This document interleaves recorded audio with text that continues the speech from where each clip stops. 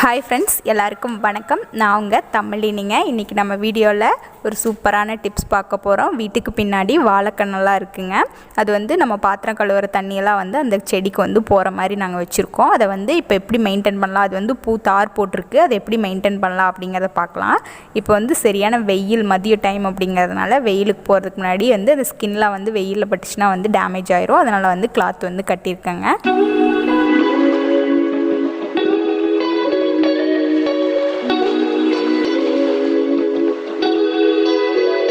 கூடவே இன்னொரு டிப்ஸுங்க, மல்லிகைப்பூ இப்போ அரும்பு வர சீசன். அதுக்கு இந்த பழைய முத்தின இலைகள்லாம் இருக்கும், அதையெல்லாம் உதுத்தி விட்டுட்டோம் அப்படின்னா நல்லா புது அரும்புகள் விட்டு நிறையா பூ பூக்குங்க. இந்த ஒரு டிப்ஸும் கூட ஜாயின் பண்ணியிருக்கேன்.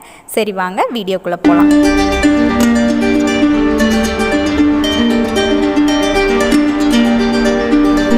வீட்டுக்கு பின்னாடி தாங்க வச்சுருக்கோம் வாழைக்கன்று. இப்போ அங்கே தான் நம்ம போயிட்டுருக்கோம். வீட்டுக்கு பின்னாடி வச்சதில் 2 பக்கம் வச்சுருக்கோங்க. ஒரு பக்கம் வச்சது ஒரு தார், பெரிய தார் விட்டுருச்சு. இன்னொரு மரம் இப்போ தான் பூ விட்டுருக்குதுங்க. இனிமேல் தான் அது தார் போடும். பூவே பார்க்கறதுக்கே நல்லா ரொம்ப பெருசாக இருக்குது.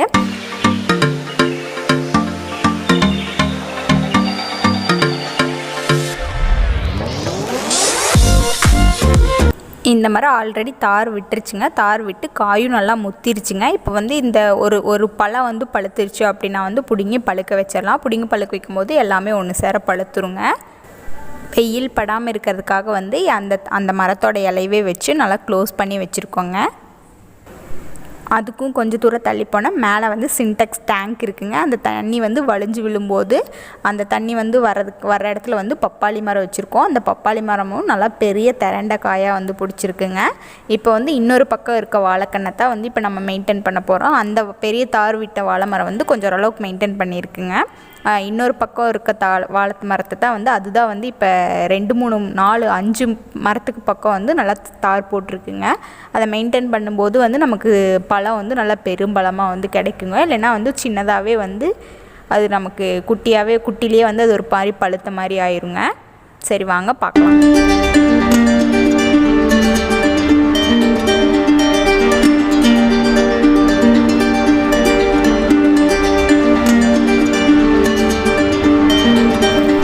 இப்போ நம்ம வாழை மரத்தில் காஞ்சி அந்த இலைய சருகெல்லாம் காஞ்சி ஒன்றா கீழே வந்துருங்க. அந்த மாதிரி சாஞ்சிருக்க இலையெல்லாம் கட் பண்ணி எடுத்துடலாம். கட் பண்ணி எடுக்கும்போது நமக்கே பார்க்குறதுக்கும் நீட்டாக இருக்கும். அதுவே எல்லா சத்துக்குள்ளேயும் உறிஞ்சிட்ருக்கோம். இப்போ நம்ம கட் பண்ணி விட்டுரும்போது நமக்கு அந்த தாருக்கு அதிக சத்து போயிடும். இந்த இலைகளெல்லாம் கட் பண்ணி விடும்போது கட் பண்ணி விட்டுறலாம்.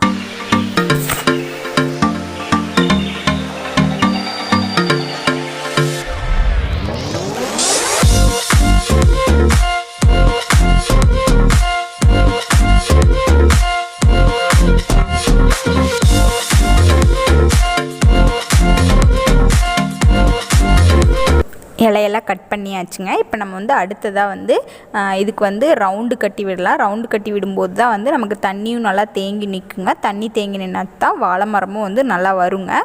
தார் போட்டதுனால வாழை மரம் ஒரு சைடாக சாஞ்சிருச்சு. அதுக்கு ஒரு குச்சியை வச்சு ஒரு கவ மாதிரி வச்சு நிறுத்திடலாம். அப்போ தான் அந்த மரம் சாயாமல் கொஞ்சம் நேரம் இருக்குங்க. இல்லைன்னா தார் போடும்போது ரொம்பவே நல்லாவே சாஞ்சிருங்க. ரவுண்டெல்லாம் போட்டாச்சுங்க. போட்டுட்டு மண்ணிலேயே ரவுண்டு கட்டியாச்சுங்க. கட்டிட்டு இங்கே அறுத்து வச்ச இலையெல்லாம் வேஸ்ட்டையெல்லாம் கொண்டுட்டு போய் அந்த சைடு போட்டுடலாம். இன்றைக்கி வாழை மரத்தோட இலையெல்லாம் க்ளீன் பண்ணியாச்சுங்க. க்ளீன் பண்ணிவிட்டு இன்றைக்கி வெயில் அதிகமாக இருக்குது. அதனால் இன்றைக்கி இந்த வேலை அவ்வளோதாங்க. அடுத்தது மீதி வேலையை அடுத்த நாள் பார்த்துக்கலாம்.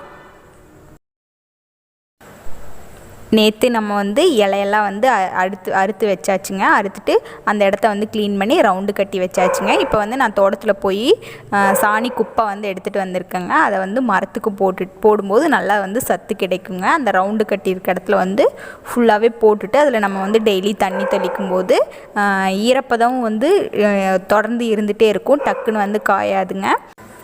இந்த குப்பையை எல்லா மரத்துக்கும் கிடைக்கிற மாதிரி எல்லா பக்கம் நல்லா தூவி விட்டுட்டுங்க நம்ம இதில் தண்ணி தொளிச்சு விடலாம். இந்த மாதிரி பண்ணும்போது வாழை மரத்துக்கு சத்துக்கள் நிறையா கிடச்சி நமக்கு தாரும் நல்லா பெருந்தாராக இருக்குங்க.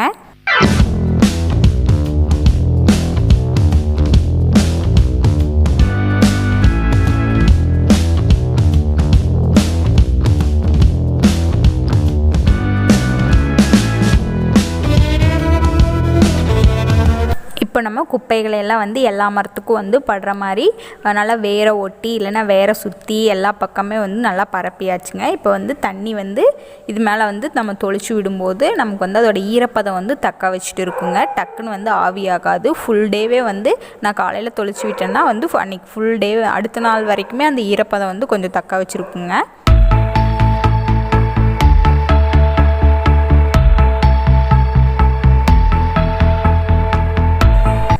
தண்ணி எல்லாமே தொளிச்சு முடிச்சாச்சுங்க. முடிச்சுட்டு நான் வந்து உன்னை அடுத்த வீடியோவில் தார் வந்து எப்படி பெருசாக இருக்குது அப்படிங்கிறத வந்து போடுறேங்க. இன்னும் சில வீடியோ வேணும் அப்படின்னா வந்து சேனலை சப்ஸ்கிரைப் பண்ணுங்கள்.